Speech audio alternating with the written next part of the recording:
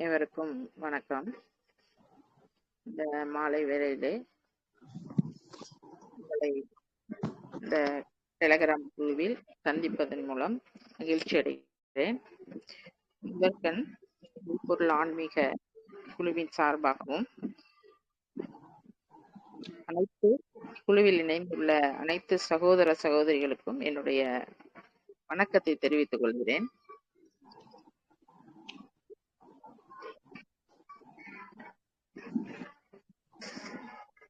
வகுப்பிற்கு துவங்குவதற்கு முன் செவ்வேல் வடிவோனே, சேவர் கொடியோனே, வேலும் மயிலும் துணையோனே, வேத வித்தகனே, தண்டை அணிந்தவனே, சதாசிவ புதல்வனே, போற்றி போற்றி என்ற பெருமாள் முருகனை வணங்கி இந்த வகுப்பினை துவக்குகிறேன். இன்று நாம் உரையாடக்கூடிய தலைப்பு என்னவென்றால், கரு மற்றும் கரு முட்டையினுடைய வளர்ச்சிக்கான ஆரோக்கியமான உணவுகள். இதுதான் இன்னைக்கு தலைப்புல உங்களுடன் நான் கருத்துக்களை பகிர்ந்து கொள்ள விரும்புகிறேன். கருமுட்டை, கருமுட்டைக்கு இவ்வளவு முக்கியத்துவம் கொடுக்க வேண்டியது காரணம் என்னன்னா, ஒரு பெண்ணினுடைய அடையாளமாக, பெண்ணினுடைய தன்மையாக, பெண்ணினுடைய இயல்பாக இருக்கக்கூடிய இந்த கருமுட்டை பெண்களினுடைய அடையாளம் இல்லையா? அந்த கருமுட்டை ஒரு குடும்பத்திற்கு தேவையான, ஒரு பரம்பரைக்கு தேவையான, ஒரு தலைமுறைக்கு தேவையான வாரிசுகளை தருவதுடன், அது நல்ல அந்த கருமுட்டையிலிருந்து உற்பத்தியாகக்கூடிய அந்த ஒரு வழித்தோன்றல், அந்த உயிர் அந்த சிசுவானது வளர்ந்து ஒரு நல்ல ஒரு ஆரோக்கியமான, வளர்வது மட்டும் கிடையாது, மனதளவிலும் உடல் அளவிலும் நல்ல ஒரு சிந்தனையிலும் நல்ல ஒரு தெளிவான ஒரு வழித்தோன்றல்களையும் நமக்கு பின்னால் வரக்கூடிய அந்த தலைமுறைகளை உருவாக்குவதில் பெண்களுக்கு பெரிய பங்கு இருக்கின்றது. இப்ப பெண்ணினுடைய உடல் நலம், மனநலம் நலம் இரண்டும் தெளிவாக இருக்கும் பட்சத்தில் தான் physical proper perfection and the psychological perfection சொல்லுவோம் இல்லையா? இந்த மைண்ட் ஸ்டேட், இந்த பெண்களுடைய மனநிலை மற்றும் உடல்நிலை, health, physical health and mental ஹெல்த்னு சொல்லுவோம் இல்லையா? அது இருந்தாதான் ஒரு சொசைட்டிக்கு தேவையான, அந்த சமுதாயத்துக்கு தேவையான, அந்த குடும்பத்துக்கு, குடும்பம் என்றாலே அனைத்து குடும்பங்களும் இணைந்தது தானே சமுதாயம். அப்போ ஒரு சமுதாயத்திற்கு ஒரு நல்ல ஒரு மகளையோ இல்ல மகனையோ நாம தருகிறோம் என்றால், குடும்பத்திற்கு மட்டுமல்ல சமுதாயத்திற்கும் அது மிகப்பெரிய பேராக தான் அமைகிறது. எத்தனையோ விஷயங்கள், குழந்தைகள் வழி தவறி போறவங்க இருக்காங்க, எத்தனையோ விஷயங்கள் இருக்கு. எத்தனையோ குழந்தைகள் ஆரோக்கிய குறைபாடுடன் இருக்கிறாங்க, வளரும் நிலையிலேயே ஆரோக்கிய குறைபாடுடன் இருக்கிறார்கள். இந்த மாதிரி நிலையில அதுதான் சொல்றேன், ஒரு பெண்மையினுடைய முக்கியமான பங்கு என்ன அப்படின்னா, ஒரு வழித்தோன்றல்களையும், ஒரு பரம்பரைக்கு இருக்கோ, ஒரு தலைமுறையில இருக்கும் அப்படின்னா, அந்த குழந்தைகள் நல்ல குழந்தைகளை, நன்மக்களை ஈன்றெடுப்பது மிக சிறப்பானது, மிகவும் இன்றியமையாது, இது மிகவும் தேவை. அப்ப ஒரு தாயினுடைய ஆரோக்கியத்தான் அப்படியே அந்த குழந்தையினுடைய ஆரோக்கியமாக பிரதிபலிக்கப்படுகிறது. அவ்வாறே தந்தையினுடைய பங்கு அதிக அளவு இருந்தாலுமே ஒரு தாயினுடைய உடல் நலம், தாயினுடைய மனநிலை தான் அந்த குழந்தையினுடைய மனநிலைக்கு மிகப்பெரிய ஒரு ஊன்றுகோலாக இருக்கின்றது. இதை நம்ம மறுக்க முடியாது. அந்த வகையில் பார்த்தா இந்த கரு முட்டை, அதனாலதான் கருமுட்டைக்கு கருமுட்டை உற்பத்திக்கும் இந்த கரு வளர்ச்சிக்கும் பெண்கள் எவ்வளவு ஒரு இந்த காலத்துல எவ்வளவு சிரமப்படுறாங்க அப்படின்றத நம்ம கண்கூடா பார்க்கிறோம். மற்றும் இந்த கருத்தரித்தல், செயற்கை கருத்தரித்தல் மையங்கள் இன்றளவு மிகவும் பெருகி கிடக்கின்றன.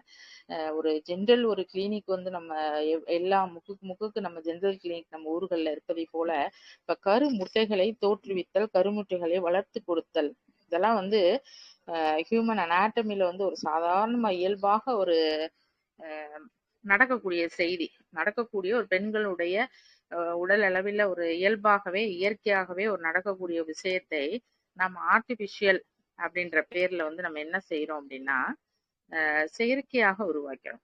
இந்த செயற்கையாக உருவாக்குறது என்ன அப்படின்னா, மிக ஒரு ஒரு மோசமான ஒரு விஷயம். இயற்கை உயிரினங்கள் எல்லாம் செயற்கையாக தங்களுடைய இயற்கையாகவே தங்களுடைய வழித்தோன்றல்களை உருவாக்குகின்றன. அது பாட்டுக்கு அதாவது மைக்ரோ ஆர்கானிசம் எல்லா உலகத்தில் இருக்க எல்லா உயிர்களுமே பாத்தீங்கன்னா பல்மடங்கு பெருகி வழித்தோன்றல்களை வந்து அன்றாடம் உருவாக்கி கொண்டேதான் இருக்கின்றன. ஆனால் இன்றைய மனிதனுடைய இந்த காலகட்டத்தில் மனிதனுடைய நிலை என்ன அப்படின்னா, அந்த வழித்தோன்றல்களை உருவாக்குவது, அந்த தன்னுடைய தலைமுறையை உருவாக்குவது பெரிய ஒரு டாஸ்கான விஷயமா இருக்கு. எல்லாருக்குமே அப்படி கிடையாது. ஒரு 50% வந்து அந்த மாதிரிதான் இருக்கு. அதனாலதான் சொல்றேன், ஒரு பெண்ணினுடைய உடல் நலம் மனநலம் இரண்டுமே அந்த சமுதாய அந்த குடும்பத்திற்கும் சரி மிகவும் ஒரு முக்கியமானதாக இருக்கிறது. அப்ப நல்ல குழந்தைகளை பெற்றெடுத்தால்தான் அவங்க வந்து அந்த ஆரோக்கியத்துடன் வளர்றதுக்கு இன்னைக்கு காலகட்டத்துல ஒரு ஒரு சிறப்பான சமுதாயத்தை நம்ம அமைத்துக் கொள்ள முடியும். அவ்வாறே இந்த கரு முட்டை வளர்ச்சி வந்து பெண் வந்து எப்போது தன்னுடைய ஒரு பெண்மையை உணர்ந்து எப்பொழுது தன்னுடைய முழு பரிணாமத்துடன் எப்போது வந்து அந்த மாதவிடாய் சுழற்சி என்று வருகிறது அல்லவா, அதுதான் ஒரு பெண் தன்னுடைய தன்னுடைய பெண் இனத்திற்கே உரிய தன்னுடைய முழுமையான ஒரு என்ன சொல்றது பிசிக்கல் லைஃப் அப்படின்றத முழுமையாக வந்து இயக்கக்கூடிய அந்த வயது தான் அந்த 13 வயதுன்னு நம்ம சொல்லக்கூடிய அந்த பிபர்டியல் ஏஜ் குரூப். அப்பதான் அந்த பெண் வந்து அந்த பிபர்டி அப்படின்ற ஒரு அந்த மாதவிடாயை வந்து ஆரம்ப காலமாக இருக்கிறது. அந்த ஆரம்ப காலத்திலேயே நிறைய குழந்தைங்களுக்கு வந்து இந்த கருப்பை கோளாறு பாலிசிஸ்டிக் ஓவரி என்று சொல்லக்கூடிய கருப்பை கோளாறுகளை உருவாக்கக்கூடிய சில விஷயங்கள் நடக்கின்றன. சில நோயின்னு சொல்லக்கூடாது, இது வந்து சிம்டம். அதுதான் நம்ம பிசிஓடின்னு சொல்றோம். இந்த பிசிஓடி அப்படின்னா பாலிசிஸ்டிக் கருப்பை கோளாறு, இங்கிலீஷ்ல சொல்லணும்னா பாலிசிஸ்டிக் ஓவரி டிசீஸ் அப்படின்ற ஒரு கேட்டகரி இருக்கு. அதுலயே இன்னும் கொஞ்சம் சீரியஸா பார்த்தோம்னா இந்த பாலிசிஸ்டிக் ஓவரி டிசீஸ்ன்றதை கவனிக்காம நம்ம விடும்போது இந்த பெண் குழந்தைகளுக்கு என்ன அப்படின்னா ஒரு மறைமுகமான ஒரு இயக்கமாக மறைமுகமாக ஒரு மனித பெண் உடலில் ஏற்படக்கூடிய மாற்றங்கள் இதுவாக இருந்தாலுமே அந்த மறைமுக அந்த ஒரு பிசிக்கல் சேஞ்சஸ்க்கு நம்ம முக்கியத்துவம் கொடுத்து நம்ம வந்து அதை கவனிக்காத பட்சத்துல அது என்ன ஆகுதுன்னா அந்த பிசிஓடி அப்படின்றது பிசிஓஎஸ் பாலிசிஸ்டிக் ஓவரி சிம்டம் என்ற ஒரு பெரிய ஒரு தீர்க்கவே முடியாத ஒரு பிரச்சனை ஆகிறது. அப்போ பாலிசிஸ்டிக் கருப்பை கோளாறுன்னு சொல்றோம் இல்லையா, அந்த பிசிஓடி என்பது பெண்களிடையே இன்றைய பெண்களிடையே திருமணமான பெண்களாக இருந்தாலும் சரி அந்த ஒரு மாதவிடா சுழற்சி துவங்கிய நிலையில் அந்த பிபர்டியில் அந்த 13 வயசுக்கு மேற்பட்ட அந்த குழந்தைங்களுடைய காலகட்டத்திலும் சரி இது வந்து ஒரு இன்றியமையாத விஷயமாக இருக்கிறது. ஒரு பொதுவான ஒரு சாதாரணமான ஒரு பிரச்சனை ஆயிடுச்சு பிசிஓடி இருக்குது.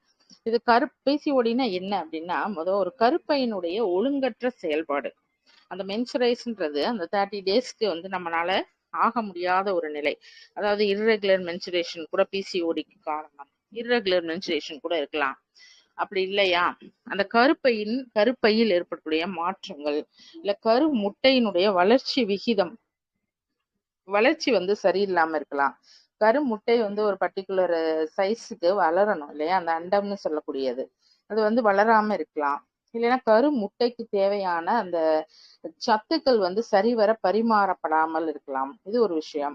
இல்ல கருமுட்டையினுடைய தோள்கள் இருக்கு இல்லையா, தோள்கள் அந்த ஸ்கின் மெம்பரைன்னு சொல்லக்கூடியது வந்து தடித்து இருப்பதால் கூட இந்த கருமுட்டை வந்து விடுபடாது. உள்ள இருக்கக்கூடிய அந்த அண்டத்தையும் அண்ட செல்களையும் அண்டத்தில் இருக்கக்கூடிய உட்கருவையும் அது வந்து என்ன ஆகுது அப்படின்னா சிதைத்து வெளிவிடணும். இதைதான் நம்ம ஒரு மென்ஸ்ட்ரேஷன் சைக்கிள்னு சொல்றோம். இதைத்தான் பெண்களுடைய வாழ்வில் அந்த ஒரு 30 நாட்களுக்கு ஒரு முறை வந்து இருக்கக்கூடிய அந்த 30 டேஸ் அதை வந்து நம்ம 3 பகுதிகளாக பிரிக்கிறோம். அது என்னன்னா ஃபர்ஸ்ட் வந்து அந்த ஃபார்மிங் ஆஃப் ஓவம்னு சொல்லுவோம். ஃபார்மிங் ஆஃப் சிம்பிளா சொல்றேன் நான். ஃபார்மிங் ஆஃப் ஓவம் அப்படின்னு கேட்டா அந்த முட்டையினுடைய உற்பத்தி எப்படிலாம் முட்டை உற்பத்தி ஆகின்றது ஒரு குறிப்பிட்ட நாட்களுக்குள் ஒரு 10 நாட்களுக்குள் அந்த 1 மந்த் நம்ம எடுத்துக்கிட்டோம்னா அது ஃபர்ஸ்ட் 10 டேஸ் என்ன அப்படின்னா அந்த முட்டையினுடைய உற்பத்திக்கான நாட்கள். அது உற்பத்தினா அது என்ன ஆகும் அப்படின்னா ஓவரியில இருந்து அந்த ஓவியூல்னு சொல்லக்கூடிய அந்த ஓவரி இருக்கு இல்லையா, அதுக்குள்ள அந்த ஓவரி பேக்ல இருந்து அந்த கருப்பையில் இருந்து அந்த கருமுட்டைகள் வந்து எல்லா முட்டைகளுமே சரிசமமாக வளரணும், சரி விகிதமாக வளரணும். எல்லா முட்டைகளுமே சத்துள்ளதாக இருக்கணும், எல்லா முட்டைகளுக்குமே ஸ்கின் கரெக்டா இருக்கணும், எல்லா முட்டைகளுமே வந்து அந்த நுண் உள்ள இருக்கக்கூடிய அந்த உட்கருன்னு சொல்லக்கூடிய அந்த நியூக்ளியஸ் மற்றும் நியூக்ளியஸ் சுற்றி இருக்கக்கூடிய அந்த செல் படிமங்கள், அந்த செல் புரோட்டீன் எல்லாமே, அது நிறைய விஷயங்கள் இருக்கு உள்ள, அது எல்லாமே கரெக்டா இருக்கணும். அதுதான் ஒரு கம்ப்ளீட் எக்குன்னு சொல்லுவோம், கம்ப்ளீட் ஓவம்னு சொல்லுவோம். இந்த கம்ப்ளீட் ஓவம் ஃபார்ம் ஆகுறதுக்கு 10 டேஸ் ஆகும். அடுத்த 10 டேஸ் என்ன ஆகும் அப்படின்னா, கொஞ்சம் கொஞ்சமா அது வளர ஆரம்பிக்கும். தன்னுடைய சத்துக்களை எடுத்து அந்த பெண்ணின் உடலில் உள்ள அந்த சத்துக்கள், பெண்ணுக்கு தேவையான சத்துக்கள் கிடைத்தால்தான் அது வந்து அந்த முட்டை வந்து உற்பத்தி ஆகி அது வந்து வளர் நிலையை அடையும். அந்த வளர் நிலை அடைவதற்கு கிட்டத்தட்ட அது ஒரு 10 டேஸ் வந்து எடுத்துக்குது. வளர் நிலைன்னா அந்த பர்டிகுலர் அந்த அதனுடைய டயாமீட்டர், அந்த முட்டைன்றது வடிவம், கருமுட்டைன்றது வட்ட வடிவம் இல்லையா, அதுல இருக்கக்கூடிய அந்த டயமீட்டர், அந்த உள்ளக்கூடிய இருக்கக்கூடிய அந்த உட்பொருட்கள், உட்கரு எல்லாமே கரெக்டான விகிதத்துல சரியா வளரணும். வளர்ந்ததுக்கு அப்புறம் அடுத்த லாஸ்ட் 10 டேஸ் சொல்லுவோம் இல்லையா, அந்த லாஸ்ட் 10 டேஸ்ல என்ன அப்படின்னா, கொஞ்சம் கொஞ்சமாக அதனுடைய ஸ்கின் இருக்குல்ல எல்லாமே நல்ல வளர்ந்து ஒரு நிலைக்கு அந்த முட்டை வந்து திருமணமான பெண்ணா இருந்தா கருவுறுதலுக்கு அது ரெடி ஆகும்.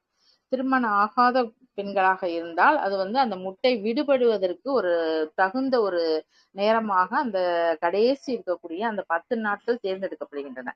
அப்போ அந்த மாதிரி இருக்கும்போது அந்த 10 நாட்களில் கடைசி இறுதியாக இருக்கக்கூடிய அந்த 10 நாட்களில் என்னெல்லாம் நடக்கும் அப்படின்னா, அந்த அண்டத்தினுடைய அந்த முட்டையினுடைய உள்ளே இருக்கக்கூடிய நியூக்ளியஸ் வந்து ப்ராப்பரா வளர்ந்திருக்கணும். உள்ளுக்குள்ள இருக்கக்கூடிய செல்லும் செல் படிவங்களும் செல்லுக்குள்ள இருக்க அந்த அந்த முட்டையில் இருக்கக்கூடிய பொருட்கள் இருக்கு இல்லையா, அது எல்லாமே நான் கரெக்டான முறையில வந்து ரெடியா நொதித்து ரெடியாக இருக்கணும். அப்போ ரெடியா இருக்கணும், வெளியில அந்த உள்ள இருக்கிற விடுபடுறதுக்கான ஒரு தகவமைப்போட உள்ள இருக்கணும். அப்ப அந்த கருமுட்டையினுடைய தோள்கள் வந்து தடித்திருக்க கூடாது. இதுவும் ஒரு சிம்டம் தான். இப்ப எல்லாருக்கும் முட்டை ஃபார்ம் ஆகும், உற்பத்தி ஆகும், கருமுட்டை வெடிக்கிறதுல ரொம்ப சிரமமா இருக்கும். அப்போ இந்த மாதிரி நேரத்துல வந்து அந்த கருமுட்டை, அதனாலதான் சொல்றேன், அந்த கருமுட்டையினுடைய வெளிச்சுவர் வெடித்து உள்ளே இருக்கக்கூடிய அந்த பொருட்கள் அனைத்துமே, உட்பொருட்கள் அனைத்துமே வெளி வருவதைத்தான் நம்ம மென்சுரேஷன் சைக்கிள்னு சொல்றோம். ஒரு மென்சுரேஷன் அப்படின்னு சொல்றோம், மென்சுரேஷன் அப்படின்னு சொல்றோம் இல்லையா.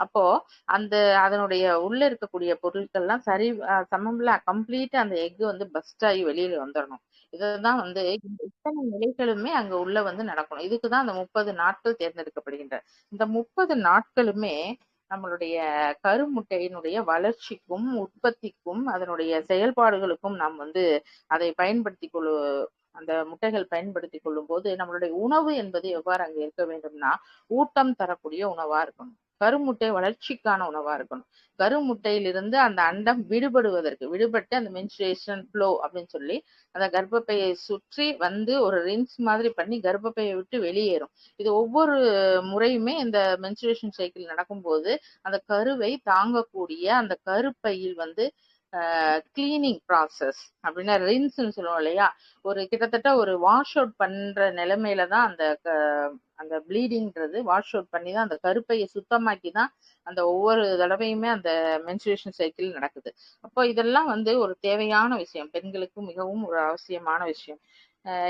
இந்த இந்த நேரத்துல கருமுட்டை உற்பத்தி வளர்ச்சி பாதிக்கப்படுதல், அதோட ஸ்கின் பாதிக்கப்படுதல், கருமுட்டையே உற்பத்தி ஆகாம இருக்குது, இதெல்லாம் வந்துமே தான் இந்த பாலிசிஸ்டிக் ஓவரி அப்படின்னு சொல்றோம். இந்த பாலிசிஸ்டிக் ஓவரி என்னன்னா, பொதுவாகவே பெண்களுக்கு வந்து இந்த முட்டை இருக்கு இல்லையா, கருமுட்டை இருக்கக்கூடிய அந்த ஸ்கின் வந்து மெம்பரேன், அந்த மெம்பரேன்ல வந்து குட்டி குட்டியா ஃபாலிகல்ஸ் வந்து நிறைய தோற்றுவிக்கப்படுகின்றன.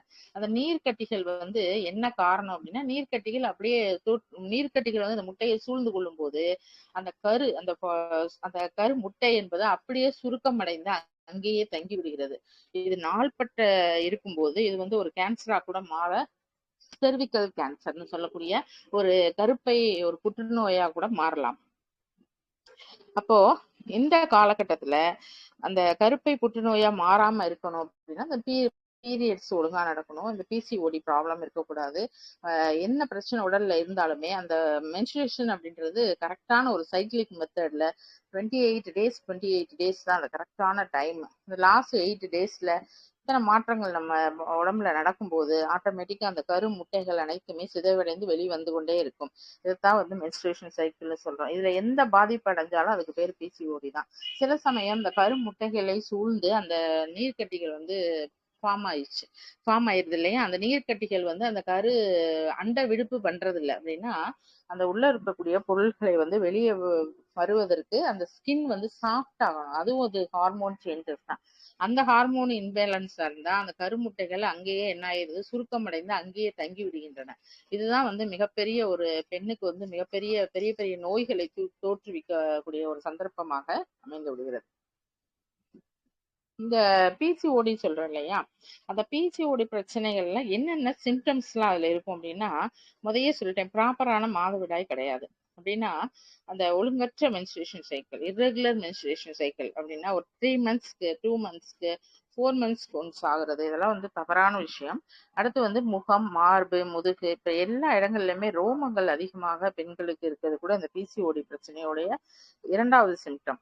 3வது சிம்டம் என்ன அப்படின்னா தலைமுடி வந்து மெலிதல், தலைமுடியோட இழப்பு, இது எல்லாமே ஹேர் ஃபால்னு சொல்லுவோம் இல்லையா? அந்த ஹேர் ஃபால் எல்லாமே வந்து இந்த பிசிஓடி சிம்டம்ஸ் தான். அதிகப்படியானது சாதாரண ஹேர் ஃபால் இருக்கட்டும், அதிகப்படியான தலைமுடி வந்து நமக்கு தெரியாமையே வந்து உதிர்ந்துகிட்டே இருக்கிறத விட பிசிஓடி ப்ராப்ளத்துக்கு சான்ஸ் தான். அடுத்து வந்து தோள்களில் வந்து அதிக எண்ணெய்த்தன்மை உடையது. எண்ணெய்த்தன்மை வந்து தோல்ல வந்து ஸ்கின் ஆயிலி ஸ்கின் அதிகமாயிட்டே இருக்கும். சில பேருக்குலாம் துடைக்க துடைக்க அந்த ஆயில் ஸ்கின் வந்து ஃபார்ம் ஆயிட்டே இருக்கும். அடுத்து வந்து பிம்பிள்ஸ், நிறைய முகத்துல வந்து பிம்பிள்ஸ் வர்றது கூட இந்த பிரச்சனை தான். அடுத்து கை, கால், கழுத்து, இந்த மார்பகங்கள், தொடைகள், இந்த மாதிரி இடங்கள்ல வந்து ஒரு இருண்ட அடர்த்தியான தோல் திடீர்னு தடிமனே இருக்கும், கருப்பா தடிமனா இருக்கும். அது கூட பிசிஓடி ப்ராப்ளம் தான். அப்ப வந்து தோராயமாக எடை வந்து அதிகரித்து கொண்டே போகிறது. உடலுடைய எடை அதிகரித்தே கொண்டு போறது. அதாவது கல்யாணம் ஆனதுக்கு அப்புறம், குழந்தைங்க பிறந்ததுக்கு அப்புறம் கூட அந்த பிசிஓடி ப்ராப்ளம் வரலாம். இந்த பிசிஓடி ப்ராப்ளம் அப்ப இருக்கும்போது அந்த க குழந்தைகளை ஈன்று எடுத்த பிறகு வருவதுக்கு வந்து அது பின்னாடி வந்து அது கருப்பை கட்டிகளா மாறி கடைசியில வந்து அது செர்விக்கல் கேன்சர்னு சொல்லக்கூடிய அந்த புற்றுநோய்களா கூட மாற சந்தர்ப்பம் உண்டு. அதனால ஒவ்வொரு பெண்ணுமே 30 வயது அடைந்துச்சுன்னா நம்ம அரசாங்கத்தினுடைய அந்த அறிவுரைப்படி நம்ம என்ன செய்யணும் அப்படின்னா, கருப்பை வாய் டெஸ்ட் அப்படின்னு சொல்லி ஒண்ணு பண்ணுவாங்க. செர்விக்கல் டெஸ்ட், செர்விக்கல் என்ட்ரன்ஸ்ல வந்து அந்த கருப்பை வாய் இருக்கு இல்லையா, அதை வந்து ஒரு டெஸ்ட் பண்ணுவாங்க. அது வந்து பண்ணிக்கணும். அப்ப பண்ணும்போது தான் அந்த கருப்பை வந்து குழந்தைகள் பெற்று எடுத்த பிறகு அதை நம்ம செய்யும்போது நம்மளுடைய கருப்பை வந்து ஆரோக்கியமாக இருக்கிறதா, இல்ல ஏதேனும் கட்டிகள்லாம் நம்ம இருக்கா அப்படின்றத நம்ம கண்டிப்பா இந்த டெஸ்ட்ல மூலம் நம்ம பார்த்துக்கலாம். மற்றும் இந்த மாதிரி பிரச்சனைகள் இருக்கு இல்லையா? இப்ப வர ரிசர்ச் எல்லாம் பாத்தீங்கன்னா அந்த டைப் 2 டயபெட்டிக்னு சொல்றோம் இல்லையா? அந்த வகையான டயபெட்டிக் இருக்கிறவங்களுக்கு கூட இந்த கருப்பை பிசிஓடி ப்ராப்ளம் வர்றதுக்கு சந்தர்ப்பம் அதிகம் இருக்கு. அப்ப இது பிசிஓடிக்கும் சரி பிசிஓஎஸ்க்கும் வந்து பொதுவா பெருசா எந்த சர்ஜரியுமே கிடையாது. எல்லாமே இந்த மருந்துகளை உட்கொள்வதன் மூலம் தான் இதற்கு ஒரு நிவாரணமாக, ஏன்னா இது இயற்கையான ஒரு விஷயம். இயற்கையான விஷயத்த வந்து நம்ம ஆண்டாண்டு காலமா ஒவ்வொரு ஜெனரேஷன் நம்ம உருவாக்கிட்டே வரும்போது இன்றைய காலகட்டத்தில் இன்றைய பெண்களுக்கு இந்த மாதிரி வருது அப்படின்னா அதுக்கு நிறைய காரணங்கள் இருக்கின்றன. அப்ப உயர் ரத்த அழுத்தம் இருக்கு, ஹை ப்ரெஷர், பிளட் ப்ரெஷர், அது இருக்கும்போது கூட இந்த மாதிரி பிரச்சனைகள் வரலாம். அதிக அளவு கொழுப்பு பொருட்களை உண்பது, கொழுப்பை உடம்புல அடைத்திருக்கிறது, இதெல்லாமே வந்து பிரச்சனைகள் காரணமையா இருக்கலாம். இதுவே கடைசியில ஒரு இதய நோயாகவோ இல்ல எண்டோமெட்ரியல் புற்றுநோய் அப்படின்னா என்ன அப்படின்னா செர்விக்கல் கேன்சர் நான் சொன்னேன் இல்லையா, எண்டோமெட்ரியம் கேன்சர், அது கூட நமக்கு வர்றதுக்கு சான்சஸ் இருக்கு. இதுதான் வந்து இந்த பிசிஓடியுடைய பெரிய டிராபேக்கா இருக்கு. இன்னைக்கு காலகட்டத்துல வந்து பிசிஓடி வந்து நிறைய இருக்கிறதுக்கு காரணம் என்ன அப்படின்னு கேட்கும்போது பொதுவான காரணங்களாக என்ன அறியப்படுறது அப்படின்னா, கருத்தரித்தல் மையங்கள் அதிக அளவு இருக்கிறது ஒரு முக்கியமான விஷயம் இருக்கு. நம்ம இந்த கருத்தரித்தல் மையங்களுக்கு செல்வதை விட ஒரு பிசிஓடி அப்படின்னு சொல்லிட்டு நம்ம ஹாஸ்பிட்டலுக்கு போனா அந்த எதுவுமே வந்து பெர்மனண்டான ஒரு ரெமெடி வந்து அங்க நமக்கு கொடுக்கறது கிடையாது. எல்லாமே அந்த டேப்லெட் ஃபார்ம்ல ஹை ஸ்டீராய்ட்ஸ் தான் கொடுக்குறாங்க. அது சாப்பிடுறோம். அது சாப்பிடும்போது அந்த டைம்ல ஒரு 2 மந்த்ஸோ 3 மந்த்ஸோ அது வந்து ரெகுலர் ஆயிட்டு அதுக்கப்புறம் என்ன ஆகுது அப்படின்னா அது வந்து ரெகுலரே ஆகுறது கிடையாது. மறுபடியும் இதே டிராபேக் ஆயிடுது.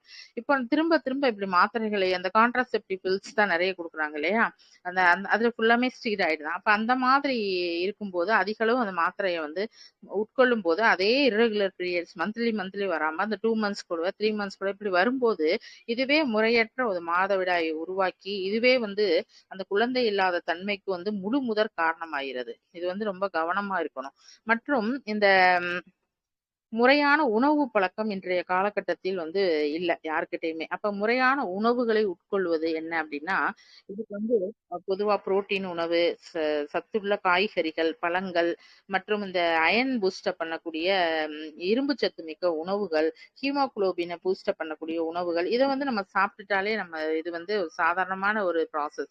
அப்போ வந்து ப்ரொஜெஸ்ட்ரான், ஈஸ்ட்ரோஜன் இதெல்லாம் வந்து கரெக்டான முறையில அவங்களுக்கு அது வந்து செக்ரீட் ஆகும்போது ஆட்டோமேட்டிக்கா இந்த ப்ராப்ளம் எதுவுமே நமக்கு இருக்கிறது இல்ல. அது அது ஒண்ணு. பட் இன்னொரு விஷயம் என்னன்னா, முறையான உணவை நம்ம கடைபிடிக்கிறது இல்ல. ஒழுங்கற்ற முறைகளை நம்ம ஃபாலோ பண்றோம்.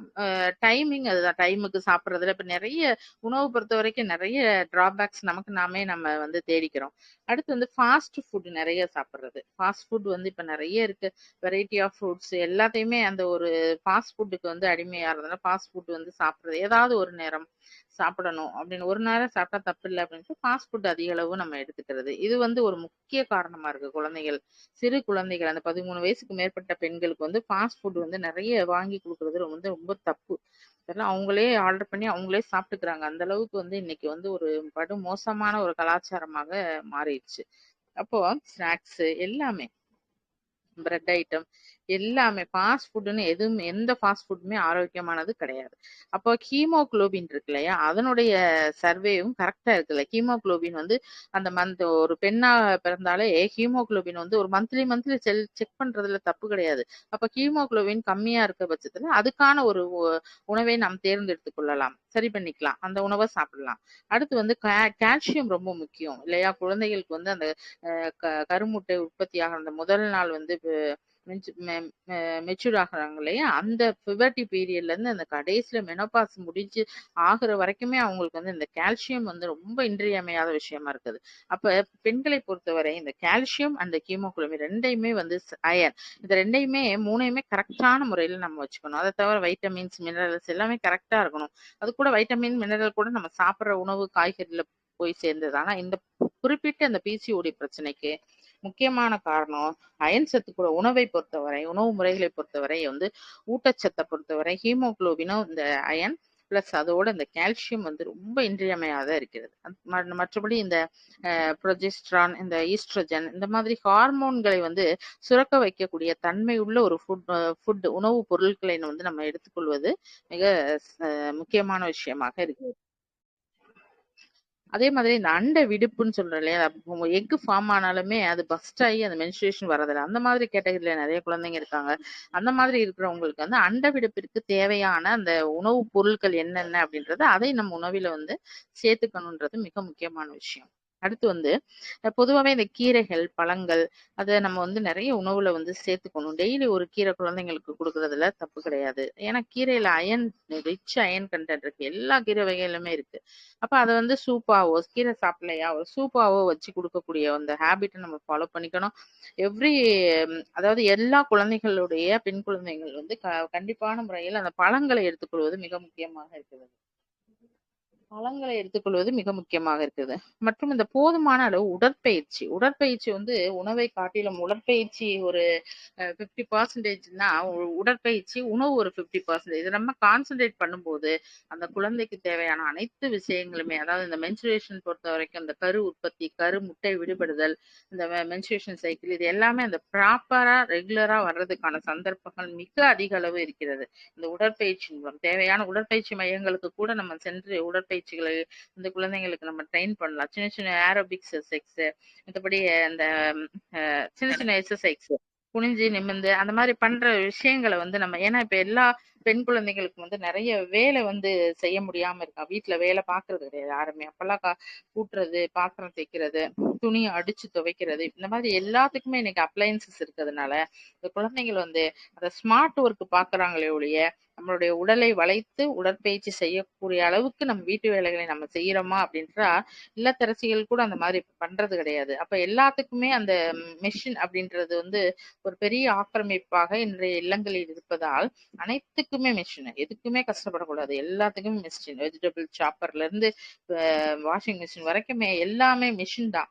ஆனா அதை வந்து நம்ம செய்யும் போது அந்த எந்திரங்கள் இல்லாமல் நம்மளுடைய பயன்பாட்டை நம்ம பண்ணும்போது, நம்மளுடைய செயல்முறையை நம்ம இருக்கும்போது எப்படி இருக்கும்? மிகப்பெரிய ஒரு உடற்பயிற்சியாக இருக்கும். அரைத்தல், இடித்தல், துவைத்தல், அது மாதிரி வீடு எல்லாம் முன்னாடி இப்பெல்லாம் மாப்பு வச்சு போடுறோம். ஆனா வீடு எல்லாம் முன்னாடி எல்லாம் நம்ம ரெண்டு காலையும் வச்சு அகட்டி வச்சுட்டு தான் லேடிஸ் வந்து அந்த காலத்துல எல்லாம் துடைப்பாங்க. ஒரு துணியை எடுத்து நினைச்சு நினைச்சு அது எவ்வளவு பெரிய வீடா இருந்தாலும், அது தரை வந்து பாலிஷான தரையா இருந்தாலும் எப்படி இருந்தாலும் போடுவாங்க. அந்த கிராமப்புறங்கள்ல வந்து சாணி வச்சு அந்த வாசல்லையும் சரி அந்த வீட்லயும் சரி இந்த சாணி வச்சு வலிச்ச அந்த காலம் எல்லாம் உண்டு இல்லையா? அப்ப அந்த ரெண்டு கையை மாறி மாறி அந்த நெற்களை குத்துது, நம்ம தானியங்களை வந்து உமித்தோலை பிரித்தெடுத்தல், இந்த மாதிரி மிகப்பெரிய ஒரு உடற்பயிற்சி மிக்க வேலைகளை செய்யறது, உட்கார்ந்த இடத்துலயே அந்த திருகல்ல போட்டு கொஞ்சம் கொஞ்சமா சுத்துறது, இதெல்லாம் வந்து இந்த தோள் பட்டைகளுக்கு அவ்வளவு ஒரு வலுவை நம்ம அந்த காலத்துல நமக்கு கொடுத்தது. பல மைல்கள் தூரம் கடந்து நீர் எடுத்து செல்றது, குடிக்கிறதுக்கு தண்ணி கொண்டு வர்றது, ஆத்துக்கு போறது, அங்கேயே நல்லா ஒரு என்ன சொல்றது, அந்த பிரபஞ்ச சக்தியிலேயே இருக்கிற மாதிரி அங்கேயே நம்மளுடைய குளிக்கிறது, துவைக்கிறது, எல்லா வேலைகளையுமே அங்கேயே பார்த்தாங்க. அங்கேயே பார்த்துட்டு அந்த இயற்கையோடு ஒன்றிய அந்த வாழ்க்கையை நம்ம வந்து இன்னைக்கு தவற விட்டதுனால நம்ம வந்து இயற்கைக்கு மாறுபட்ட விஷயங்கள் எல்லாம் இன்னைக்கு வந்து நம்மளுடைய மனிதனுடைய உடலில் வந்து பெரிய வடிவம் எடுத்திருக்கிறது, பெரிய ஆபத்தை வந்து விளைவித்திருக்கிறது என்பதுல நம்ம வந்து சொல்றதுல தப்பே கிடையாது. அப்போ அந்த உடற்பயிற்சி தேவையான அளவும் நம்ம பண்ணணும். வீட்டில் இருக்க வேலையை பார்த்தாலே உடற்பயிற்சி தான். கூட்டு நிமிந்து அதாவது குனிஞ்சு கூட்டும் போது அந்த இடுப்புகளுக்கு ஏற்பட்ட அந்த அது ஒரு மிகப்பெரிய உடற்பயிற்சி. பொதுவாவே எல்லாமே இந்த பக்கத்துல நம்ம கிச்சன் கண்டெய்னர்ல நிறைய அரிசி, பருப்பு, தானியங்களை நம்ம சேமித்து வச்சிருக்கோம் இல்லையா? இந்த கபோர்டு இருக்குல்ல, கபோர்டு எல்லாமே இப்போ உயரமான இடத்துல வைக்கிறது தான் என்னைய கேட்டா மிகப்பெரிய ஒரு நல்ல விஷயமா இருக்கும். ஏன் அப்படின்னா இந்த உயரமான இடங்கள்ல இருந்து நம்ம அந்த செல்ஃப்ல எட்டுற அளவுக்கு நம்ம ரெண்டு கையுமே தூக்கி ரெண்டு கையுமே மாறி மாறி பயன்படுத்தி அதனுடைய கிச்சன் கண்டெய்னர்ஸ் இருக்கு இல்லையா, அதை நம்ம எடுக்கும் போது அதுவே ஒரு பெரிய உடற்பயிற்சியா இருக்கு. அந்த காலத்துல எல்லாம் கிச்சன் ரொம்ப பெருசா கட்டினாங்க. ஆனா இப்ப வந்து ஸ்மார்ட் கிச்சன் சொல்லிட்டு எல்லாத்துக்குமே அந்த அப்ளையன்சஸ் வச்சு எல்லாத்தையுமே அந்த கிச்சன்ல வந்து ஸ்மார்ட் கிச்சன், மாடர்ன் கிச்சன் சொல்லிட்டு எல்லாத்தையுமே அந்த திங்ஸ் எல்லாம் வந்து அப்படியே செட் பண்ணி அடைச்சு எல்லாத்தையுமே பக்கத்துல நியரா எல்லாமே எடுக்கக்கூடிய, அதாவது ரிஸ்கே இல்லாம பக்கத்துல கை நீட்டம்னா எடுக்கிற அளவுக்கு நம்மளுடைய கிச்சன் வந்து ஆர்கனைசேஷன் அந்த மாதிரி இன்னைக்கு காலகட்டத்துல இருக்கு. ஆனா வேறமான இடத்துல அந்த கிச்சன் பொருட்களை அந்த கண்டெய்னர்ஸ் ஃபுல்லா நம்ம வச்சு அதை வந்து கையை நீட்டி நம்ம எடுக்கும் போதெல்லாம் அதுல வந்து மிகப்பெரிய ஒரு எக்ஸசைஸா நமக்கு இருக்கு. அதுவும் கிச்சன் வந்து அந்த காலத்துல எல்லாம் சமையல் கட்டு வந்து பாத்தீங்கன்னா பெருசா இருக்கும். ஸ்டோர் ரூம் தனியா இருக்கும், பொருட்களை வந்து சேமித்து வைக்கிற உணவு தானியங்களை சேமித்து வைக்கக்கூடிய இடம் தனியா இருக்கும், சமைக்கக்கூடிய இடம் தனியா இருக்கும். வெளியில வந்து அவுட்ல பாத்தீங்கன்னா ஒரு மண்ணடுப்பால் செய்யப்பட்ட ஒரு கிச்சன் இருக்கும். இது எல்லாமே வந்து இது பெண்களுக்கு அதிக அளவு வந்து உடற்பயிற்சி வந்து இயற்கையாவே கொடுத்து கொண்டிருந்தது. ஆனா இன்றைய காலகட்டத்துல அந்த மாதிரி இல்ல. ஸ்மார்ட்டா இருக்கணும் அப்படின்றதுக்காக எல்லாமே பக்கத்துல நியரா வச்சுக்கிறோம், எல்லாமே நியரா வச்சிருக்கோம். அப்போ இந்த ஒரு தவறுகள் தான், இந்த ஒரு விஷயங்கள் தான் வந்து பெண்களை வந்து அந்த உடற்பயிற்சியில இருந்து மிக மிக பெரிய தூரத்திற்கு, நீண்ட தூரத்திற்கு தள்ளி சென்று விட்டது. அப்போ அந்த பொருட்களை பக்கத்துல வந்து எடுக்கிற மாதிரி நம்மளே நம்மளுடைய கிச்சனை ஆர்கனைஸ் பண்ணிக்கணும். அப்புறம் மத்தபடி அரைக்கிறதுக்கு ஒரு இடம், ஆட்டுறதுக்கு ஒரு இடம் அப்படின்ட்டு நடந்து நடந்து போய் தான் நம்ம பண்ணோம். அந்த முறத்துல அந்த தானியங்களை குடைக்கும் போது நெல் தனியா, அந்த தானியங்கள் தனியா, கல் தனியா, அந்த மாதிரிதான் அந்த காலத்துல எல்லாம் வெள்ளாமை பண்ணி கொண்டு வந்து அப்படியே கடைகள்ல வச்சிருப்பாங்க. வீட்டுல பயிர் வச்சு அந்த பயிர் பயிர் பயிர் செய்யறோம் இல்லையா, அந்த ஒரு பயிர்கள் நம்ம வீட்டுக்கு நம்மளுடைய உணவுக்காக நாம் வீட்டுக்கு எடுத்து செல்லும் போது அதெல்லாம் இந்த புடைத்தல், சலித்தல், திருகல் போட்டு திருகுறது, இந்த மாதிரி குத்துதல், இந்த குத்துவாங்க இல்லையா, அம்மியில அந்த உரல்ல போட்டு குத்துவாங்க இல்லையா, அந்த மாதிரி ஒரு விஷயங்களை எல்லாம் அந்த ப்ராசஸ் எல்லாம் பண்ணிட்டு அந்த ஃபுட்டை வந்து இந்த இந்த ஃபுட் இன்கிரீடியன்ஸ் இருக்குல்ல, இதெல்லாம் இந்த ப்ராசஸ் எல்லாம் பண்ணி தான் அவங்க வந்து அந்த சலிச்சு எல்லாம் பண்ணி தான் அந்த தானியங்களை சேமிச்சாங்க. இப்ப அந்த மாதிரி ஒரு நடைமுறையே இப்ப இல்ல. எல்லாமே மிஷின்ல குடுக்குறோம், உடைக்கிறோம், அதுவும் கூட கிடையாது. எல்லாமே ஆல் பேக்கெட் ஐட்டம்ஸ் எல்லாமே பாக்கெட் ஐட்டம்ஸ் தான். அந்த பாக்கெட் ஐட்டம்ல இருக்கக்கூடிய அத்தனை உணவுப் பொருட்களுமே தரமானதா இருந்தாலுமே, அதற்காக எவ்வளவு சிரத்தை எடுத்து வேலை செஞ்சிருக்காங்க. அந்த வேலையில ஆதி காலத்துல பெண்கள் செஞ்சுட்டு தான் இருந்தாங்க. ஆனா இன்னைக்கு தான் நம்ம வந்து அத செய்றது கிடையாது. அப்போ அப்ப ஈஸியா எதையுமே நம்ம செய்து சமைச்சு சாப்பிடுற மாதிரி இருக்கு. அந்த அளவுக்கு நம்மளுடைய இன்றைக்கு காலகட்டம் அந்த மாதிரி வந்துருச்சு. அப்போ இதெல்லாமே அந்த உடற்பயிற்சிகள், இயற்கையான உடற்பயிற்சிகளை தவிர்த்து விட்டு நாம வந்து எல்லாமே என்னைக்கு அந்த ஸ்மார்ட் கிச்சன், ஸ்மார்ட் லைஃப் அப்படின்றதுக்கு வந்தோமோ, அது வந்து நம்மளுடைய வாழ்க்கையை பெரிதளவு நம்மளுடைய முக்கியமாக நம்மளுடைய ஆரோக்கியத்தை, முக்கியமாக பெண்களுடைய ஆரோக்கியத்தை அதிக அளவு வந்து பாதிப்புக்குள்ளாததாக ஆக்குகிறது. அப்போ அப்ப அதிக அளவு வந்து ஃபாஸ்ட் ஃபுட் சாப்பிடுறதால வயிற்றில் கொழுப்பு, உடம்புல கொழுப்பு அதிக அளவு ஏறும்போது அந்த வயிற்று தசை பகுதிகள் இருக்கு இல்லையா, அந்த இடத்துல வந்து அந்த கொழுப்பு வந்து ரொம்ப அடையறதுனால, அந்த கொழுப்பு அடைஞ்சிருச்சுனாலே உள்ள வந்து ஓவரிஸ் ஃபுல்லா வந்து ஃபேட் ஆயிடுச்சுன்னு தான் அர்த்தம். முதல்ல உடம்புல வந்து முதல் கொழுப்பு உள்ளதான் வைக்கும். அதுக்கப்புறம் தான் அதை எக்ஸ்போஸ் ஆகி ஸ்கின் வழியா வரும். அப்போ அந்த மாதிரி தோல் தடித்தல், இந்த மாதிரி விஷயங்கள்லாம் வந்து இன்னைக்கு வந்து நிறைய இதெல்லாம் தான் நம்மளுடைய முட்டைகள் பிரச்சனைகள், கருமுட்டைகளுக்கான பிரச்சனைகள் வரக்கூடிய இடமே நான் சொல்ற இந்த பாயிண்ட்ஸ் எல்லாமே தான். அப்ப இந்த கருமுட்டை வளர்ச்சிக்கு நம்ம என்ன செய்யலாம், என்ன மாதிரி உணவுகளை நாம் தேர்ந்தெடுக்கலாம் அப்படின்னு சொல்லலாம். ஜென்ரலா பார்த்தோம்னா நம்ம வந்து ஃப்ரூட்ஸ்ல வந்து மிக முக்கியமான விஷயம் என்ன அப்படின்னா, இந்த கிரேப்ஸ், ஆரஞ்சு அப்படின்றது ரெண்டு ஃப்ரூட்ல இருக்கக்கூடிய இந்த போலிக் ஆசிட் இருக்கு இல்லையா, போலிக் ஆசிட் வந்து கருவுற்ற பெண்களுக்கெல்லாம் எந்த போலிக் ஆசிடை பொறுத்த வரைக்கும் எந்த உணவுலையுமே போலிக் ஆசிட் கிடையாது. ரொம்ப இப்ப இருக்கிற கரண்ட்ல இருக்கக்கூடிய நிறைய ஃப்ரூட்ஸ் இருக்கு. இருந்தாலுமே அந்த போலிக் ஆசிட் டேப்லெட் வந்து இந்த பிரெக்னன்சி லேடிஸ்க்கு வந்து கவர்மெண்ட்ல உள்ள டாக்டர்ஸ் பிரிஸ்கிரைப் பண்ணுவாங்க. ஏன் அப்படின்னா அது இந்த கரு உறுதலுக்கு ரொம்ப ரொம்ப ரொம்ப கரு முட்டை பாதுகாப்பிற்கும் உருவாக்குறதுக்கும் உருவான பின்னும் இந்த போலிக் ஆசிட் டேப்லெட்ன்றது ரொம்ப முக்கியமான விஷயமா இருக்கு. அந்த மாதிரி அந்த போலிக் ஆசிட் இருக்கக்கூடிய ரெண்டு உன்னதமான ஒரு ஃப்ரூட் எதுன்னு கேட்டா, பழங்கள் கேட்டா, ஒண்ணு கிரேப்ஸ், பிளாக் கிரேப்ஸ்ன்னு சொல்லுவோம் இல்லையா, அந்த பன்னீர் கிரேப்ஸ், அது சீடு உள்ள கிரேப்ஸ், அதுவும் அந்த ஆரஞ்சும். பொதுவாவே இந்த சீடு உள்ள கிரேப்ஸ், அந்த கொட்டைகள் இருக்கு இல்லையா, அந்த சீட்லெஸ் இல்லாம அந்த சீடு உள்ளதை எடுத்து நம்ம சாப்பிடும்போது அந்த குட்டைகளை வந்து நம்ம கடித்து சாப்பிடும்போது அந்த குட்டைகள் இருக்கக்கூடிய அந்த உள்ள இருக்கக்கூடிய உட்பொருட்கள் உடைந்து நம்மளுடைய இரைப்பைக்கு செல்லும் போது அது வந்து ஒரு மிகப்பெரிய ஒரு உள்ள இருக்கக்கூடிய என்சைம் ரசாயன மாற்றத்தை ஏற்படுத்தி அது வந்து இந்த கிட்னி ஸ்டோன், கருப்பையை சுத்தம் செய்தல், இந்த மாதிரி ஒரு மிகப்பெரிய ஒரு அருமையான வேலையை செய்யுது. எது? இந்த கிரேப்ஸ்ல இருக்கக்கூடிய கொட்டை. இன்னைக்கு வந்து அந்த சீட்லெஸ் ஃப்ரூட்ஸ் நம்ம நிறைய எடுத்துக்கிறோம். சீட்லெஸ் வந்து ஒரு டேஸ்டுக்காக சாப்பிட்டாலும், ஆனா கிரேப்ஸ் அப்படின்னு பொறுத்த வரைக்கும் நம்ம பன்னீர் திராட்சைன்னு சொல்லக்கூடிய அந்த கருப்பு திராட்சை, கொட்டை உள்ள அந்த திராட்சை தான் என்றைக்குமே நம்மளுடைய உடலுக்கு, பெண்களுக்கு மகத்தான ஒரு நன்மையை செய்யக்கூடியது. அதுல வந்து போலிக் ஆசிட் இருக்கு, அயன் இருக்கு, கால்சியம் இருக்கு. இதுவே வந்து போதுமானது இந்த பெண் குழந்தைகளுக்கு. அப்ப வந்து அந்த கிரேப்ஸ் குடுக்கறத நம்ம வழக்கமா வச்சுக்கணும். மற்றபடி ஆரஞ்சுலயும் இதேதான். போலிக் ஆசிட், அயன், கால்சியம் ரிச்சா இருக்கிறதுனால நமக்கு வந்து இந்த குழந்தைங்களுக்கு இதை நம்ம சஜஸ்ட் பண்ணலாம். மற்றும் இந்த எக் ரப்சர் ஆகுது, இந்த ஓவுலேஷன் சொல்றேன் இல்லையா, அந்த முட்டை உற்பத்தி, அந்த எக்குடைய உற்பத்தி, எக்குடைய ஃபார்மேஷன் இதெல்லாம் கரெக்ட் ஆகி அந்த எக் ரப்சர் ஆகணும், உடைஞ்சு உள்ள இருக்கக்கூடிய கண்டென்ட் வெளியில வந்தாதான் அந்த ஒரு பீரியட்ஸ் கம்ப்ளீட் ஆகும்னு சொன்னேன் இல்லையா, அந்த எக் ரப்சர்ன்னு சொல்லுவோம் அதுக்கு இங்கிலீஷ்ல. அந்த முட்டைகளை வந்து உடைத்து உள்ளே இருக்கக்கூடிய அண்டத்தில் இருக்கக்கூடிய பொருட்களை விடுபடுறதுதான் ஒரு கம்ப்ளீட் எக் ஃபார்ம் ஆகி பீரியட்ஸ் ஆகுதுன்னு அர்த்தம். அப்போ அந்த மாதிரி அந்த ரப்சர்ன்னு சொல்லக்கூடிய அந்த செயல்களுக்கு முக்கிய ஊக்கமாக இருக்கிறது என்னன்னு கேட்டா, இந்த ஃப்ரூட்ஸ்ல இருக்கக்கூடிய ஃப்ரூட் வகையில கிரேப்ஸ் அண்ட் ஆரஞ்சு தான். ரெண்டு ஃப்ரூட்மே பெண் குழந்தைங்களுக்கு ரொம்ப ரொம்ப இன்றியமையாத ஃப்ரூட். மற்றும் இந்த நெல்லிக்காய், பெர்ரி சொல்லுவோம் இல்லையா, நெல்லிக்காய், அந்த கூஸ்பெரின்னு சொல்லக்கூடிய அந்த நெல்லிக்காய், ஆப்பிள், இது ரெண்டு ஃப்ரூட்மே என்ன இருக்கு அப்படின்னா அதுல ஆன்டி இன்ஃபிளமேஷன் இருக்கு மற்றும் ஆன்டி ஆக்சிடென்ட் இருக்கு. இந்த ஆன்டி இன்ஃபிளமேஷன், இந்த ஆன்டி ஆக்சிடென்ட் என்ன அப்படின்னா, அதுவும் கருமுட்டையினுடைய வளர்ச்சிக்கு ஆன்டி ஆக்சிடென்ட் வந்து தேவையான அதாவது ப்ரொஜெஸ்ட்ரான், ஈஸ்ட்ரோஜன் சுரக்கிறதுக்கு வந்து ரொம்ப முக்கியமான ஒரு காரணமாக இருக்கு. எது? இந்த ஆப்பிள் அண்டு இந்த நெல்லிக்காய்.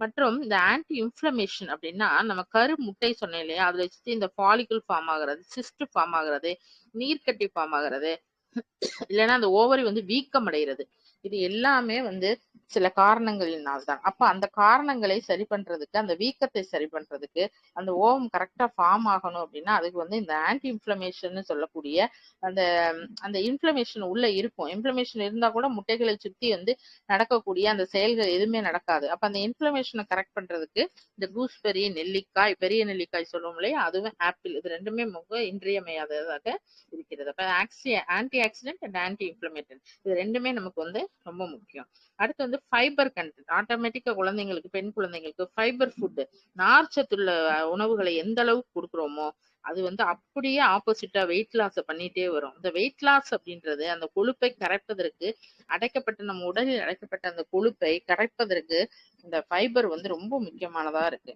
அப்ப நார்ச்சத்துள்ள உணவுகளை வந்து எந்த உணவுலாம் இருக்கோ அதை நம்ம கண்டிப்பான முறையில குழந்தைங்களுக்கு கொடுக்கலாம். அந்த ராகில நார்ச்சத்து இருக்கு, கிழங்கு வகையில இருக்கு, சக்கரவள்ளி கிழங்கு சொல்லுவேன் இல்லையா அது, பனங்கிழங்கு, இந்த மாதிரி சுண்டைக்காயெல்லாம் வந்து குழந்தைங்களுக்கு ரொம்ப நல்லது. ஃபைபர் அதிகமா இருக்கக்கூடிய குழந்தை வாரத்துக்கு ஒரு முறையாவது அந்த சுண்டைக்காயை பவுடர் பண்ணி ஏதாவது ஒரு ஃபார்ம்ல இட்லி பொடியோ இல்லை நம்ம சமைக்கிற இட்லி பொடிகள் இருக்கு இல்லையா அதுல கொஞ்சம் சேர்த்து விட்டுறணும். இல்லைன்னா நம்ம ஒவ்வொரு ஃபிளேவர்ல கருவேப்பிலை பொடி, கொத்தமல்லி பொடி, இந்த மாதிரி நம்ம பொடிகள் செய்யறோம் இல்லையா, அந்த பொடிகள் செய்யக்கூடிய அந்த இதுல வந்து நம்ம சுண்டைக்காயை கலக்கிறது வந்து ரொம்ப முக்கியம். ஏன்னா சுண்டைக்காய் தான் அப்படியே பாயிண்டா டக்கு டக்கு டக்குன்னு அந்த ஒரு ஹீமோகுளோபினையும் அந்த அயன் கண்டென்ட்டையும் அதிக அளவு ரிச் ஒரு ஸ்டேட்டஸ்க்கு கொண்டு வர்றது இந்த அற்புதமான இந்த சுண்டைன்னு சொல்லக்கூடிய அந்த சுண்டைக்காய் தான்.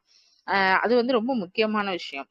அது வந்து சுண்டைக்காய் வந்து அயனுக்காக கண்டிப்பா நம்ம சேர்த்துக்கணும். அது வதக்கி சாப்பிடுறதால இன்றைய குழந்தைகளுக்கு அது வந்து செட் ஆகாம இருந்தாலுமே அதை எவ்வளவு ஃபிளேவர்ஃபுல்லா நம்ம பயன்படுத்தலாம். 2 உளுந்தம் பருப்பு அதோட போட்டு 2 கடலை பருப்பு போட்டு, கடலை இருக்கு இல்லையா பச்சை கடலை போட்டு நல்லா ரோஸ்ட் பண்ணி அதுல பெருங்காயம், கருவேப்பிலை, ஃபிளேவருக்கு மிளகாய் வற்றல் மற்றும் இந்த வெள்ளைப்பூடு, இதெல்லாம் அந்த பொருட்களை சேர்த்து அந்த சுண்டைக்காயை நம்ம வதக்கி அந்த இட்லி பொடியோட சேர்த்து நம்ம வைக்கும்போது அந்த சுண்டைக்காயினுடைய கசப்பும் தெரியாது, அந்த இட்லி பொடிக்கு ஒரு ஃபிளேவர் இருக்கு. அதோட முருங்கை அப்படிதான். முருங்கை இலைகளை வந்து நம்ம இட்லி பொடியோட சேர்த்து அரைக்கலாம்.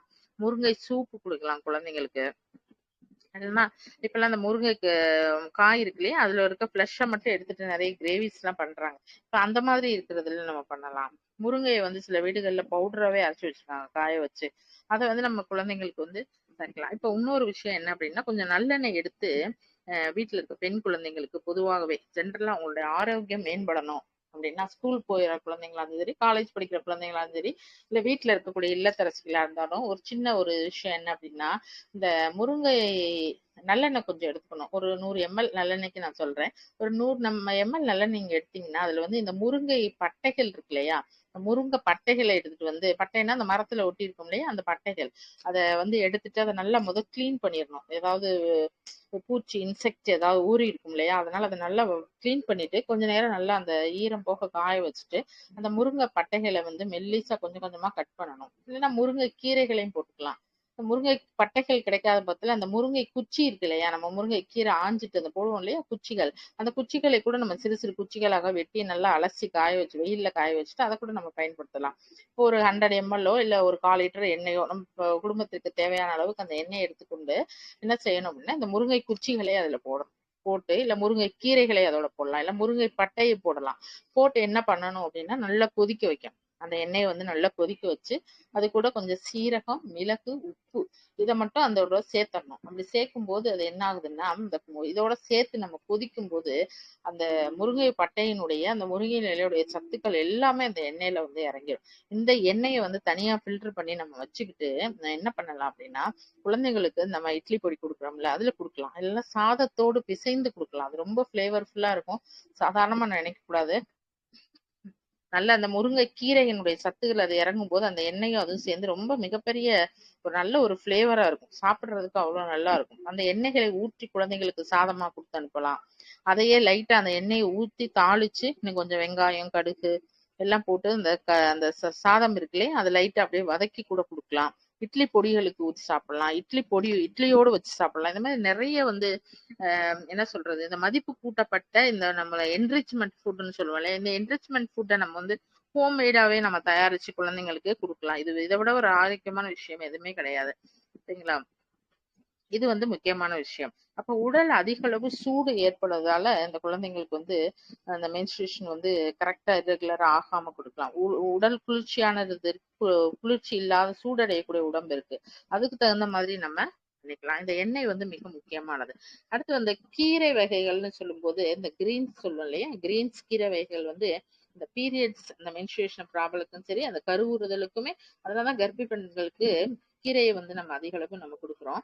அந்த கீரை வகைகளை நம்ம உண்ணும் போது என்ன ஆகும் அப்படின்னா, அதுல இருக்கக்கூடிய அயன், கால்சியம், இது எல்லாமே வந்து அந்த எக் வந்து ப்ராப்பரா இருக்கிறதுக்கு யூஸ் ஆகுது. அந்த ஓவுலேஷன் சொல்றோம் இல்லையா, அந்த 30 நாட்களுக்கு தேவையான சத்துக்கள் அனைத்துமே சேமித்து வைக்கப்பட்டு இந்த ப்ராசஸ், இந்த ஓவுலேஷன் ப்ராசஸ், இந்த மென்ஸ்ட்ரேஷன் அப்படின்றது கரெக்டா நடக்குது. கருவுறுதல் நிலையில் இருக்கக்கூடிய அந்த தாய்மார்களுக்கும் தாய்களுக்கும் அந்த பெண்களுக்குமே சொல்றேன், இது வந்து நல்ல ஊட்டச்சத்து மிக்க ஒரு உணவு.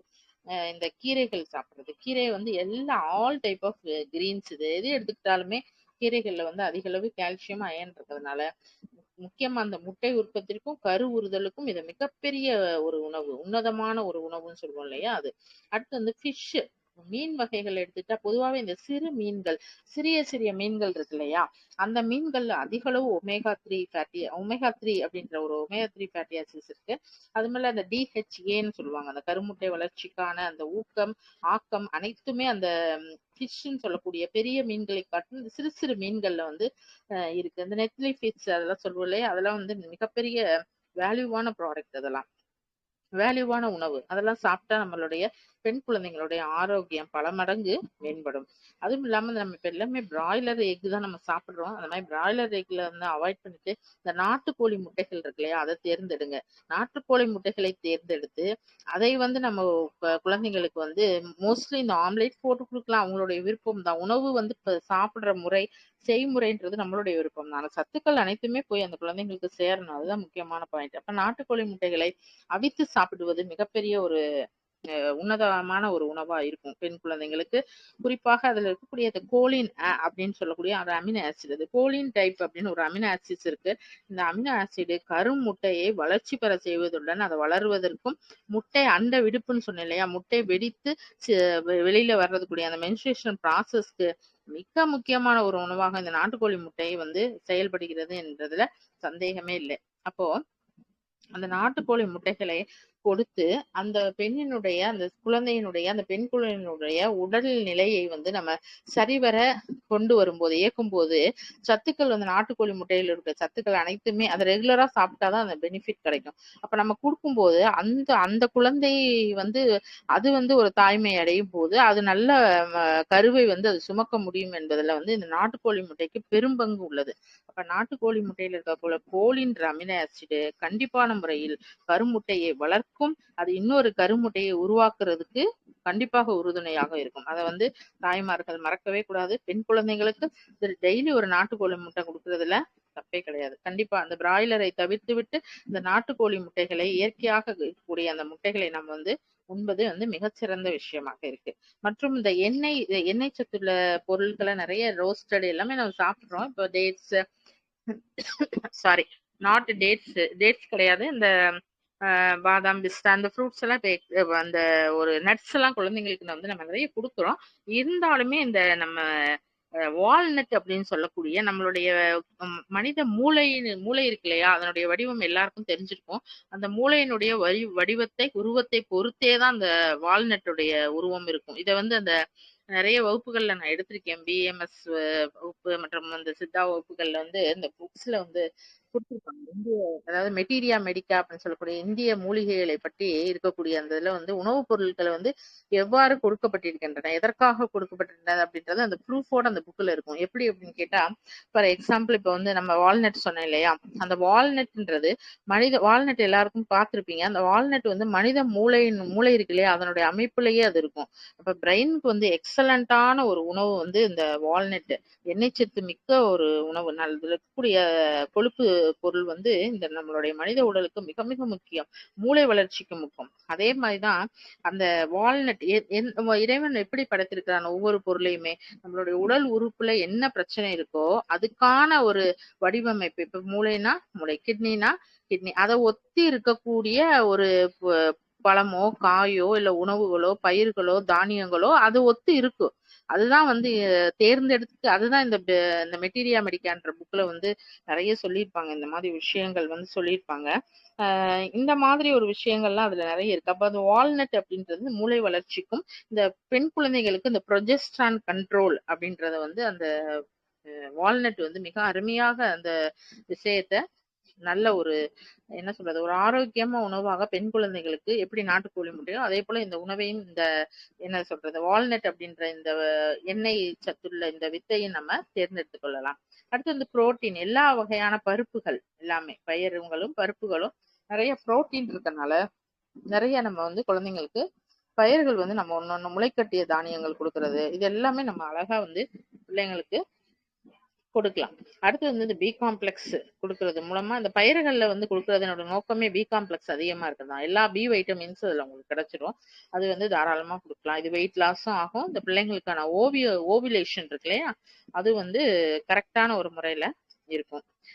இதுதான் வந்து பிசிஓடி பிரச்சனைக்கான வழிகள். இந்த பிசிஓடி இல்லாத ஒரு நிலையை வந்து என்னைக்கு நம்ம இந்த இளைய சமுதாயத்துல நமக்கு கீழ் கூடிய அந்த யங்கஸ்ட் சொல்றேன் எங்க குழந்தைங்க இருக்கு இல்லையா அவங்களுக்கு நம்ம பெண் குழந்தைங்களுக்கு நம்ம பிசிஓடி ப்ராப்ளம் இல்லாத ஒரு சமுதாயத்தை நம்ம என்று உருவாக்கிறோமோ அன்னைக்குதான் வந்து அந்த கருவுறுதல் மையத்திற்கு செயற்கையான கருவுறுதல் மையத்துக்கு நம்ம சென்று நம்மளுடைய குழந்தைகளை வந்து அங்க வந்து நம்ம ஒப்படைக்கணுன்ற அவசியமே கிடையாது. இயற்கையான ஒரு விஷயத்திற்காக பலமுறை நம்ம வந்து நம்மளுடைய உணவு பழக்கம் தவறான உணவு பழக்க வழக்கம் தவறான உணவு பழக்கத்தை விட முறையில்லாத ஒரு உணவு எந்த ஒரு நம்மளோட உடலில் இருக்கக்கூடிய உறுப்புகளுக்கு ஒவ்வாத உணவுகள் இதை வந்து நம்ம சாப்பிட்டுதான் நம்மளுடைய உணவு தர நிலையை வந்து ரொம்ப கீழ் நோக்கி சென்று கொண்டிருக்கிறோம். அதை வந்து குழந்தைங்களுக்கு நம்ம பழக்கப்படுத்தாம இந்த மாதிரி நாட்டு காய்கறிகள் நம்ம நாட்டுல அந்த காலத்துல எவ்வளவு உணவுகளை வந்து எடுத்துக்கிட்டாங்க அதையே திரும்ப நம்ம பாரம்பரியமா மறுபடியும் கொண்டு வரும்போது இந்த கருவுரல் மையங்கள் செயற்கை கருவுரல் மையங்கள் அனைத்துக்குமே ஒரு முடிவு பெறும் வகையில அது எல்லாமே ஒரு க்ளோஸ் பண்ற நிலைமைக்கு கூட வர்ற அளவுக்கு இன்னைக்கு வந்து நிறைய விஷயங்களை வந்து நம்ம இந்த உணவுப் பொருட்களை சரி பண்ணுறது மூலமாகவும் இந்த குழந்தைங்களுக்கு ப்ராப்பரான ஒரு உணவை கொடுக்கறது மூலமாகவும் நம்ம வந்து இந்த விஷயங்கள் எல்லாம் தவிர்க்கலாம். இந்த பிசிஓடி பிரச்சனை நாளைக்கு அந்த குழந்தைக்கு பெரிய பெரிய அளவு ஒரு ஸ்ட்ரெஸ்ஸை ஏற்படுத்தும். குழந்தை இல்லைன்றது ஒரு பெரிய விஷயம் இல்லையா அது வந்து ஒரு பிள்ளைங்களுக்கு வந்து ஒரு மலட்டுத்தன்மை அப்படின்ற ஒரு விஷயத்த கொடுக்குது. அப்போ இதெல்லாம் தவிர்த்து விட்டு ஒரு அழகான ஒரு நல்ல ஒரு குழந்தைகளை பெற்றெடுக்கக்கூடிய ஒரு இளைய தலைமுறையினை நம்ம வந்து உருவாக்குவோம் என்பதை வந்து இந்த உரையின் மூலம் நான் கேட்டுக்கொள்கிறேன். அனைவருக்கும் நன்றி. வணக்கம்.